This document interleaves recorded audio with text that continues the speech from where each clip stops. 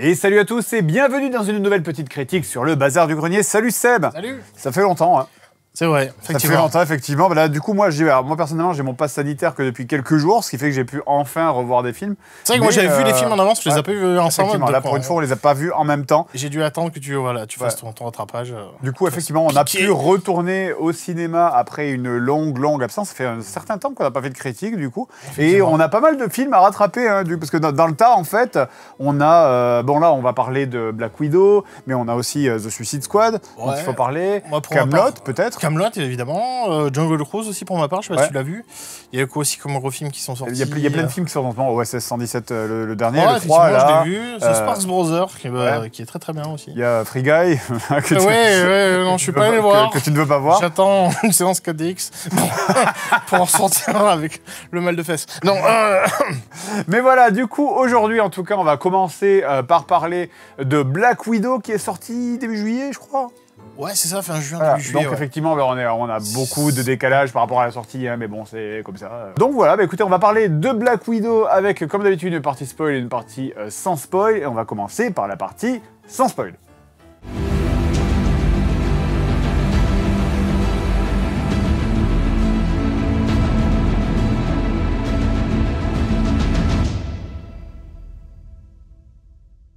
Alors, Black Widow, réalisé par...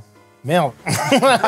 Black Widow, réalisé par... Kate Shortland. Voilà, c'est pas du tout aller vérifier. Coup, t'as vu. Premier coup, incroyable, waouh. Alors, je vais essayer de résumer vite fait, comme d'habitude, à quoi le film, pitch, sans spoiler, voilà. Donc, en gros, Black Widow, le film se passe après les événements de Civil War, donc entre Civil War et le premier Avenger, enfin le Infinity War, voilà. Du coup, où on va suivre Black Widow qui est donc en fuite avec les autorités des autorités du SHIELD qui essayent de la rattraper, il me semble. On va savoir comment elle a fait pour changer de coupe de cheveux. Voilà, on va savoir comment elle a fait pour changer de coupe de cheveux, effectivement, élément important du film. Mais surtout, eh bien, on va la voir être rattrapée par son passé, notamment par l'organisation qui l'a transformée, qui en a fait une Widow. Organisation qu'on croyait avoir été dissoute, qu'on croyait avoir été détruite, et il se trouve que, eh bien, finalement, peut-être pas, et ça va être l'occasion, du coup, pour Scarlett Johansson, enfin pour donc Black Widow, de replonger dans son passé et dans les événements sordides qui l'ont menée là où elle est aujourd'hui. Voilà.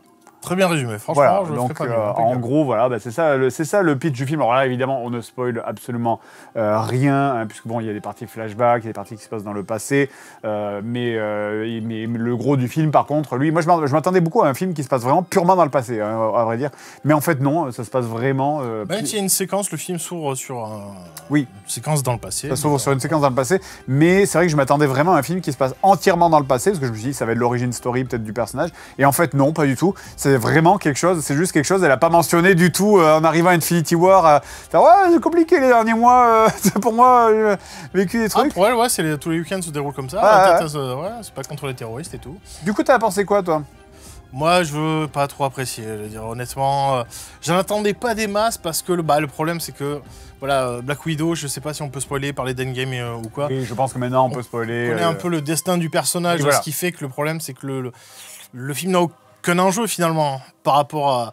le but, c'est d'en découvrir un peu plus sur son histoire, sur comment... Alors, du coup, qu'est-ce qu'il a amené, et en même temps, c'est pas une véritable origin story. Oui, voilà, mais alors du coup, c'est un peu... Oui, ça étend le lore autour de Black Widow, mais du coup, c'est intéressant parce que ça veut dire qu'un film qui ne se passe pas... Si on ne fait pas les choses dans l'ordre chronologique, ça a forcément aucun intérêt, tu vois, ce que tu dis. Ouais, non, ouais, oui, effectivement. Mais je veux dire, dans la construction du MCU, c'est un peu dommage, le film... je pense qu'on aurait bénéficié d'arriver un peu plus tôt dans la timeline, quoi. Oui, c'est dommage. Parce que par rapport à ce que raconte le film, je trouve voilà, il n'a pas quelque chose d'intéressant à raconter. C'est effectivement un film qui aurait pu arriver avant Infinity War. Avant Captain Marvel qui a foutu que la merde finalement, parce que c'était juste pour créer un personnage qui se balade dans les 90s et qui est super pété, qui déséquilibre la balance des pouvoirs et qui crée des incohérences. Tu vois, genre Nick Fury qui fait dans Avengers premier du nom, mais on n'a jamais vu d'extraterrestre. Qu'est-ce que c'est que ça? Qu'est-ce que c'est que ce vaisseau? Qu'est-ce que c'est Loki? Et en fait non, il y avait les Skrulls dans l'équation depuis le début. Et voilà, toute cette backstory, cette origin story de l'œil griffé par un chat complètement nul. Oui. Voilà, tu vois, ça aurait été bien d'être balayé, voilà. J'avais oublié qu'il y avait ça. Voilà. J'avais oublié qu'il y avait ça. C'est dommage, hein, mais bon, voilà, on doit composer avec. Et du coup, effectivement, c'est pas une obligation, mais je trouve que ça joue un peu dans l'intérêt que tu peux avoir du film. Parce que voilà, j'y reviens là-dessus, c'est que je trouve que le film ne raconte pas une histoire ultra passionnante. Enfin, il y a un bon sujet dans le film, il existe, mais il n'est pas exploité. Qui n'est pas exploité, en fait. Il est tourné en dérision et c'est ça où j'ai un problème. Et je pense même notamment à l'intro. Alors pour les gens qui ont vu le film, il y a une intro avec la musique de Nirvana qui a été reprise. Comment ça s'appelle? Smell Lighting Spirit. C'est un cover, hein, c'est pas la vraie. Oui, c'est pas la vraie. La musique a du sens et puis le montage est assez cool. Ouais, le montage est très certainement un des trucs les plus matures qu'on ait vu chez Marvel et peut-être même chez Disney en général, parce que donc ça parle de trafic d'enfants, machin, etc. Et même le méchant, du coup, sans spoiler, mais le méchant, c'est littéralement un trafiquant d'enfants. Qui est une caricature d'Harvey Weinstein, quoi. Mais putain, j'y ai pensé aussi. Ah voilà, on est d'accord. Putain, c'est bon, on s'est pas consulté avant et. Mais il y a tout, quoi. C'est le gros mec un peu gras qui a la même mise sur des femmes et tout. Tapé là, la meuf, là. C'est complètement ça. Donc, après, c'est pas gênant. Bah, c'est évidemment que période de post-MeToo, on va se taper des gros méchants qui vont suivre un peu cet archétype-là, quoi. Même si, bon, là, ça n'a rien à voir, vu que c'est un organisme secret, machin truc. Enfin, bref. Mais pareil, moi, je pensais que le film allait avoir un ton un peu grave comme ça pendant tout le truc. Et c'est le problème, c'est un truc que je défendais depuis longtemps, c'est la petite touche de légèreté que peut mettre Marvel, tu vois, les blagues à la Marvel, comme on aime le dire. Là, je trouve que ça fait défaut et ça casse. Là, enfin, je veux dire, il y a des scènes qui auraient pu être renforcées en termes d'émotion et qui sont... désamorcées par des poètes. Voilà, et ça, c'est insupportable. Enfin, là, j'ai trouvé ça vraiment nul à chier. Mais je crois qu'il n'y a pas Je développerai dans la partie spoiler. Il n'y a pas que ça. Alors, est-ce qu'on peut parler des personnages réellement? Parce que bon, il y a plusieurs personnages qui apparaissent, alliés, méchants, machin. Notamment, alors moi, je sais que j'ai pas détesté le film personnellement. J'ai vu beaucoup de gens dire c'est n'importe quoi ce qu'ils ont fait avec les personnages, machin, etc. Mais je pense que si j'ai pu apprécier le film, et même j'ai même plutôt apprécié. Honnêtement, je vais vous dire, moi j'ai plutôt. Moi, je me suis endormi à la fin. Et c'est véridique, j'ai un témoin. Et pas longtemps, c'est juste le piquage. Et j'ai réussi à ronfler dans ce laps de temps. Mais dans Inception, j'aurais pu braquer une mangue, tu vois. Dans ce ronflage, tu vois, j'étais en train de tirer comme ça dans la neige, faire du jazz. J'ai passé un meilleur moment que devant Black Widow. Mais du coup, j'ai juste fait un comme ça. Et c'était pendant une scène d'action où ça pétait de partout, mais je veux dire, il y avait tellement peu d'enjeux parce que tu vois Scarlett Johansson faire oh là là, je vais tomber et mourir. Non, parce que tu vas mourir comme ça. Et je le sais, donc je m'en fous. Et voilà, et les méchants, toi, le méchant, j'en ai rien à foutre parce que t'es une version Deadpoolée d'un personnage que j'aime bien. C'est Taskmaster, on reviendra dans la partie spoiler. Et du coup, voilà, aucun enjeu émotionnel, rien à foutre, hein, donc dormage. Ok. C'est dit. Non, moi, effectivement, on reparlera de Taskmaster après, mais c'est vrai que je ne connaissais pas ce personnage du tout. Pour moi, c'était juste un méchant, juste un peu plus balèze, tu vois, c'était sous-boss. Et apparemment, c'est un personnage qui est vachement important, qui est vachement aimé des fans. Et le truc, c'est moi, ne le connaissant pas, je m'en foutais et je peux pas me sentir trahi par un personnage que je ne connaissais pas, tu vois. Mais apparemment, les gens qui, eux, connaissaient, ils ont fait « Oh, putain, révolution, mais qu'est-ce qu'ils ont fait à mon personnage ?» Alors voilà, je pense qu'il y a aussi ça qui fait que toi, t'as moins aimé que moi. C'est comme si on met Superman qui dit je prends le métro parce que je sais pas voler, donc... Oui, ça m'aurait énervé, bien sûr. De crime comme ça, mais je pense que c'est ça. Trottinette comme ça, enfin, ouais, non. Je pense que c'est... Bon, ça serait bizarre. Même, ça serait très bizarre, même si t'avais pas vu Superman. De toute façon, ce petit bruit électrique... Qu'est-ce que c'est? C'est un avion? C'est une voiture? Non, c'est une trottinette. C'est un hipster de merde. Ah non, c'est super... Mais bon, voilà, donc moi effectivement je me suis pas senti trahi, mais oui voilà, après je ne connaissais pas assez le lore pour vraiment... C'est pas un de mes personnages préférés, mais pareil, il y a un potentiel qui est cool, vous l'avez gâché quoi. Ouais. Et c'est ça qui est vraiment... C'est toi qui as dû m'expliquer après le film ce qu'était censé faire le personnage. Et même toi t'as dit c'est vrai qu'il aurait exploité. Ça aurait été bien, oui. Ça aurait été bien, voilà. Ça aurait pu être bien. Mais voilà, moi personnellement je mets le film, en fait, j'ai pas détesté le film, mais je le mets au même niveau que genre Captain America 2. En fait, ça c'est ce film où tu... On l'adore celui-là aussi, mais moi j'aime pas Winter Soldier. Moi je l'ai pas trop aimé non plus. C'est ce film où tu fais je l'ai vu, voilà, vu. Ouais, c'est les devoirs. Truc dans la conversation Facebook, vu. Comme ça, quand tu vois Endgame ou tout ça, enfin la conclusion du MCU, tu dis ah, je connais Winter Soldier. Après voilà, je sais qui c'est. Voilà, j'ai perdu 2 heures devant. Après, en même temps, est-ce que forcément c'était pas plus difficile de faire un film vraiment marvelisant sur un personnage comme Black Widow qui finalement est juste une meuf un peu agile et un peu balèze que tu vois. Ouais, mais t'aurais pu partir sur un film de genre très codifié, tu sais, sur un film d'espionnage. Ils essaient, tu vois, il y a des tentatives, mais je trouve finalement, est-ce que ça ressemble pas? Et là, ça ressemble un peu à un James Bond survitaminé, quoi, au final, ce qu'on a vu, quoi. Mais non, parce que je trouve qu'il y a le côté recette Marvel qui reprend le dessus de temps en temps, tu sais. Oui. Et c'est vraiment dommage, ils auraient pu aller à fond dans le film d'espionnage un peu plus... Et non, faut qu'il y ait de la blague, faut que ce soit un peu grandiloquent, faut que ça pète de partout. Et tu sens, tu sais, tu regardes ta montre et au bout d'un moment, tu dis, ah, il n'y a pas eu de scène d'action, et d'un coup, il y en a une qui pète, qui sort de nulle part. Genre, quand elle retrouve son ancienne collègue, ils se mettent à se battre, ça ne sert à rien, mais ça meuble 10 minutes, donc c'est personnage, cool. D'ailleurs, ce film est aussi là pour, d'ailleurs, c'est un élément important, on en parlera dans la partie spoil, mais ce film est aussi là pour t'introduire des trucs que tu as préparé la suite, voilà, t'introduire des séries. Et ça, peut-être, c'est quelque chose de nouveau, c'est que vraiment, c'est un film qui introduit une série. Alors d'habitude, c'est les séries qui introduisent des films, là pour le coup c'est l'inverse.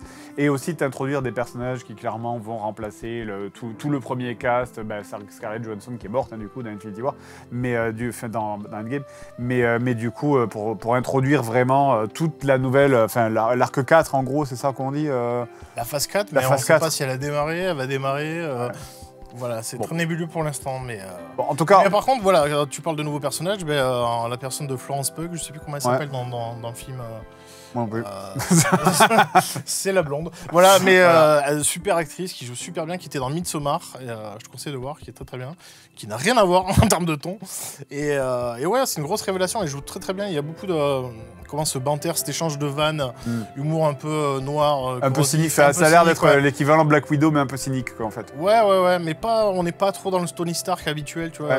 J'espère que ça va pas devenir le ton global de tous les personnages dans la phase 4, de oh là là, les super-héros, c'est ridicule, hein, moi j'aime rien. Non, moi j'ai pas une phase 4 gothique. Ouais, non. Mais bon, bref, je pense que le mieux, c'est de rentrer dans les détails dans la partie spoil. Partie spoil.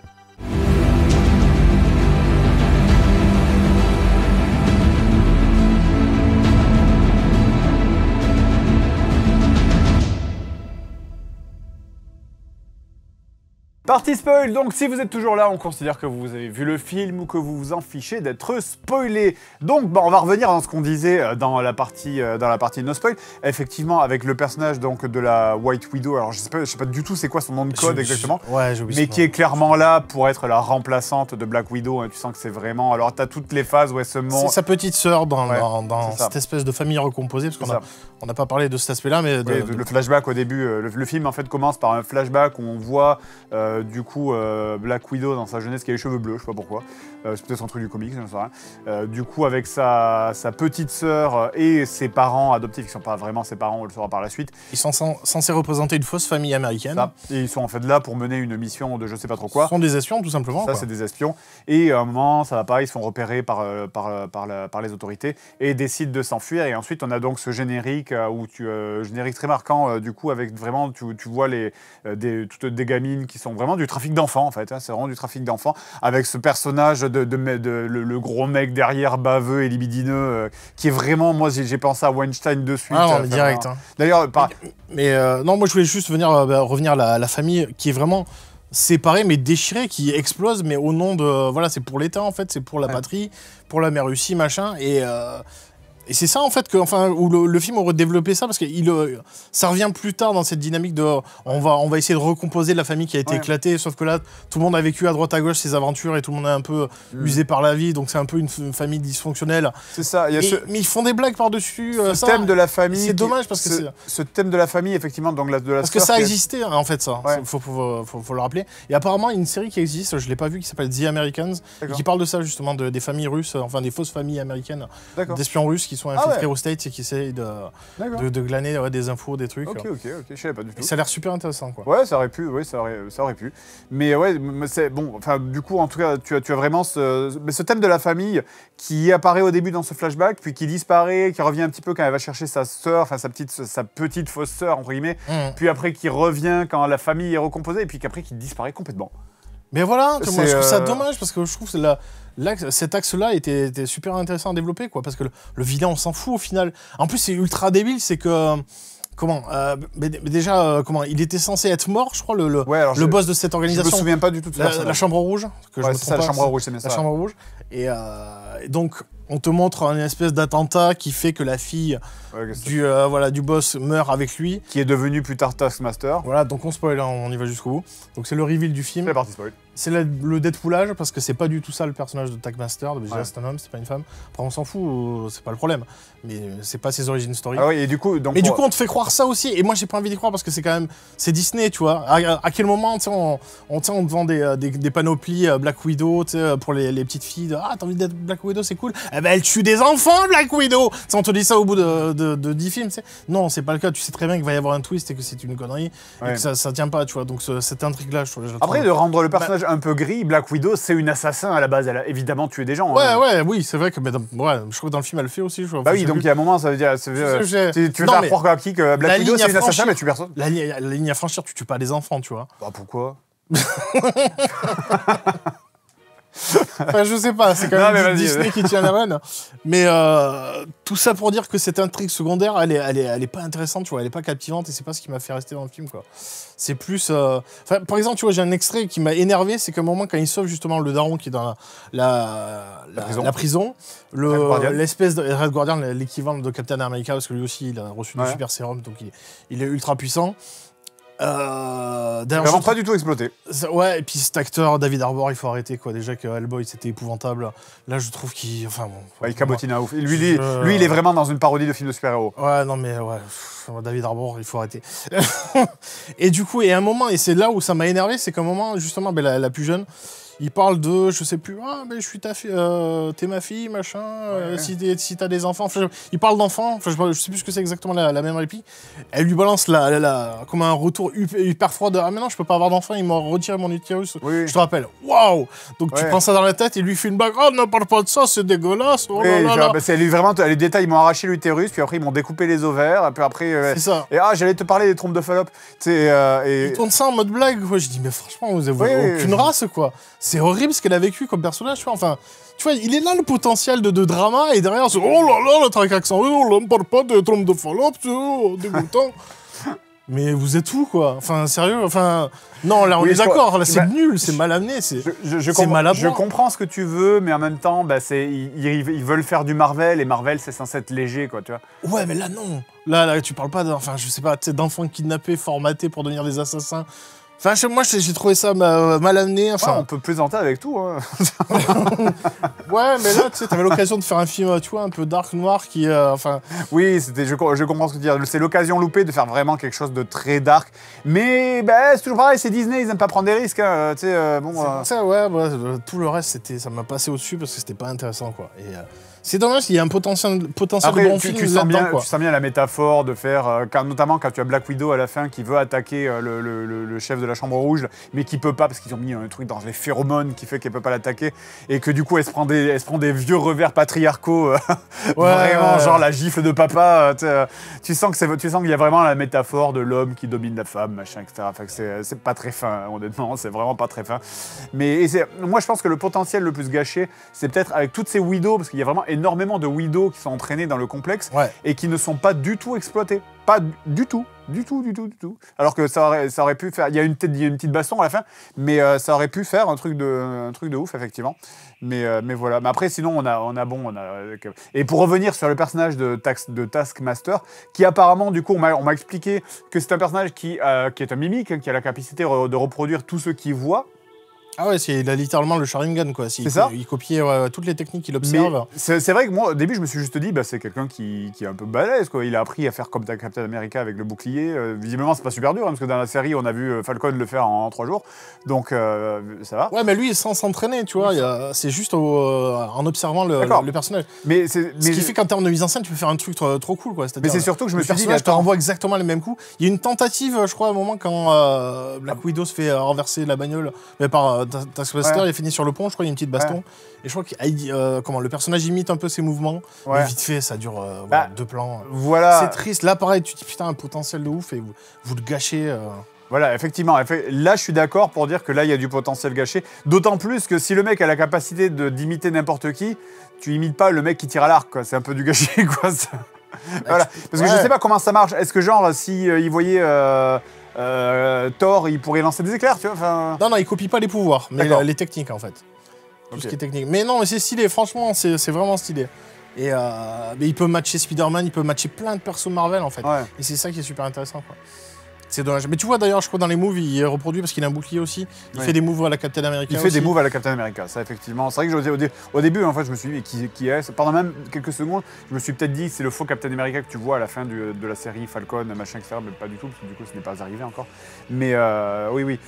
En tout cas, comme les personnages sont pour la plupart des humains, voilà, qui n'ont pas, peut-être à part Red Guardian. Mais là, ça fonctionnait d'avoir ce personnage qui copie les techniques sans utiliser de pouvoir surnaturel. Ça fonctionnait. Après, voilà, encore une fois, moi, je n'ai pas détesté le film, mais parce que je n'ai pas assez renseigné pour le détester, en fait, pour ne pas l'aimer, quoi. Mais moi, je n'étais pas beaucoup renseigné, j'étais content qu'il y ait Taskmaster dedans, et non, ouais, au final, je trouve que c'est oubliable. Enfin, tu sors de la salle, c'est... Pas envie de le revoir, quoi, tant pis. Bah, moi, tout ce que je pense... Alors, j'adore Scarlett Johansson, enfin, voilà, le cast est vraiment cool. Florence Pugh est vraiment cool aussi. David Harbour, on arrête. mais là, c'est dommage, c'est dommage. Et par contre, voilà, ça finit sur un truc. on va embrayer là-dessus, je suppose, sur la scène post-crédit, parce qu'évidemment, qui dit Marvel dit scène post-crédit. Il y en a deux, non, il me semble? Je sais plus. Il n'y a qu'une. Il n'y en a qu'une? Je crois. Il n'y en a qu'une. Moi, en tout cas, il n'y en a qu'une dont je me souviens. Donc, scène du cimetière, donc voilà. Avec la nouvelle Widow, on va dire, entre guillemets. Et clairement, tout ce film sert à introduire cette nouvelle Widow, qui, comme je disais, alors bon, elle a des phases un peu rigolotes aussi, quand elle fait genre, quand toi, Terry, tu fais des poses de super-héros, Freeman. Oui, il y a ça. Ça passe, ça, c'est des vannes, je trouve que j'ai trouvé cool, mais j'espère qu'on va pas rentrer dans cette logique de systématiquement démonter les trucs de super-héros, genre, alors tu tires des éclairs, tu te crois malin, enfin, vos gueules, c'est bon, c'est. Mais moi, je suis d'accord, ça a trop désacralisé au bout d'un moment. Moi, j'aime le premier degré, moi, j'aime bien, c'est la montée musicale et le héros qui brandit son arme. D'accord. Et pas qu'il se prend une chaussure dans la tête. Oh, je suis tombé. C'est pour ça que j'espère qu'on va pas tomber dans cette désacralisation constante du truc qui fait. Parce qu'en fait, après, ça donne des personnages, t'as l'impression qu'ils sont tous blasés, ils sont tous là en mode j'aime rien, la vie c'est de la merde, de toute façon, super-héros ça pue, boomer. Puis c'est plus trop héroïque, tu vois. Enfin, je sais pas comment dire ça, mais. Laissez ça à Taika Waititi, c'est sa recette, il le fait bien. Mais non, voilà, si tous les Marvel se ressemblent et que voilà, on se moque de tous des costumes, ton costume est trop. Ouais, ton costume est du noir. Là, c'est X-Men 1, c'est ça, c'est quand il se fout de la gueule de Wolverine, tu voulais quoi, un costume jaune? Oui, avec le truc comme ça, tout, donnez-moi les comics, putain. Ouais, bah bref, la scène du cimetière, tu disais? Oui, donc c'était pour envoyer là-dessus, donc on voit la tombe de Black Widow, effectivement, de Natasha Romanoff. Et le personnage, j'ai oublié son nom, Florence Pugh, qui est là, qui vient se recueillir. Et on suppose qu'elle ne sait pas comment elle est morte, mais apparemment c'est la faute de quelqu'un. Enfin, il faut blâmer quelqu'un. Oui, voilà. Et on voit à côté d'elle ce personnage de la femme un peu vieille avec la mèche violette là, qui apparaît dans la série Falcon, Winter Soldier, qui recrute le faux Captain America à la fin, dont j'ai oublié le nom. Je sais pas qui c'est. Comment elle s'appelle? Dreyfus. J'ai oublié, de Seinfeld. J'ai oublié, on va me taper. Mais enfin bon, voilà. Bref, c'est cette comédienne là qui apparaît exactement. Qui en gros qui fait. C'est lui qui ça me faisait penser à Sonic 2006, c'était quand il montre Sonic dans les flammes, qui regarde, c'est la faute de Sonic, ce qui s'est passé. Il fait damn you Sonic. C'est vrai qu'elle va pas du tout chercher à réfléchir. On lui a montré une photo, elle fait c'est lui. Et du coup c'est Hawkeye. Voilà. Donc c'est le. Donc voilà, c'est Black Widow qui va essayer la nouvelle Black Widow. Je veux voir la suite. Qui va essayer de tuer Hawkeye, mais qui va se rendre compte qu'en fait il est pas si méchant dans la série. Parce qu'il a une fille, parce que voilà, normalement la série va suivre un run comme ça où il y a la fille de Hawkeye qui d'ailleurs est jouée par l'actrice qui fait Spider-Gwen dans le Into the Spider-Verse, qui est dans Transformers The Bumblebee. Enfin voilà, c'est une grosse star montante et qui joue plutôt bien. Donc il y a de l'espoir apparemment pour cette série Hawkeye, mais bon, on verra. Mais du coup, ce film a servi à introduire une série. Effectivement. Donc, est-ce qu'ils vont continuer à se renvoyer la balle mutuellement? Est-ce que les films vont renvoyer vers les séries? On pourra aussi noter qu'effectivement, pour comprendre cette scène post-crédit, tu es obligé d'avoir vu Falcon and the Winter Soldier, sinon tu ne comprends pas ce qui se passe. Sinon, tu comprends pas qui c'est. Tu sais pas d'où sort cette meuf. C'est pas trop grave en fait, parce que t'as juste un personnage un peu suspicieux qui dit regarde, c'est lui le méchant. Ouais. Tu vois, parce qu'on le connaît pas plus finalement ce personnage. Oui, c'est vrai. Donc, du coup, bilan. Bilan, à oublier, quoi, franchement. Enfin, moi, vu, oublié, dormi. Mais après, voilà, pour ceux qui veulent le trophée de platine et compléter et voir tous les Marvel, il faut passer par là, quoi. Même si je me demande, avec le recul, je pense pas qu'il soit indispensable. Hein. Ça, ouais, ça met un peu plus de grain à moudre autour du lore du personnage de Black Widow. Mais... Oui, c'est vrai que ça enrobe un personnage qui est déjà mort. Quoi, voilà, donc outre mesure, ouais, donc c'est... Ça met des fleurs sur la tombe, en fait. Quoi, exactement, ouais. Donc je sais pas, et toi Bah moi j'ai pas détesté encore une fois, mais c'est vrai que je sais pas le Marvel que je vais retenir, hein, parce que bon c'est que des personnages qui n'ont pas vraiment beaucoup de pouvoir, qui sont pas très puissants. Cela dit, la scène de combat où t'as tout qui s'effondre là, j'ai apprécié, franchement j'ai trouvé ça impressionnant, même si tu te dis mais c'est pas possible, c'est Black Widow, il y a un moment arrêté, c'est pas capable de faire ça quoi. Voilà. Bon là visiblement elle était vraiment elle a pris des buffs ce jour-là. Non mais il y a plein de fois, tu sais, j'aurais dû cocher un truc à chaque fois qu'elle aurait pu mourir en fait, parce que c'était tellement... Mais rien que le crash au début, quand elle est dans la voiture, elle se fait tirer dessus par Taskmaster, la voiture elle fait 8 tonneaux, tu sais, elle ressort, elle fait oh là là, décoiffé. Non, mais bon.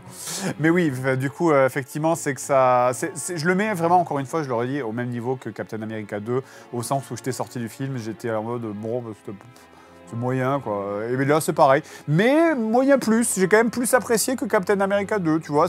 Mais encore une fois, c'est parce que je ne connaissais pas le lore plus que ça. Je ne connaissais pas Taskmaster. Je ne connaissais pas le potentiel, même si effectivement, je comprends ce que les gens disaient en voyant le potentiel gâché d'avoir fait quelque chose de très sombre. Parce que c'est vraiment, on parle d'un méchant qui est littéralement un trafiquant d'enfants.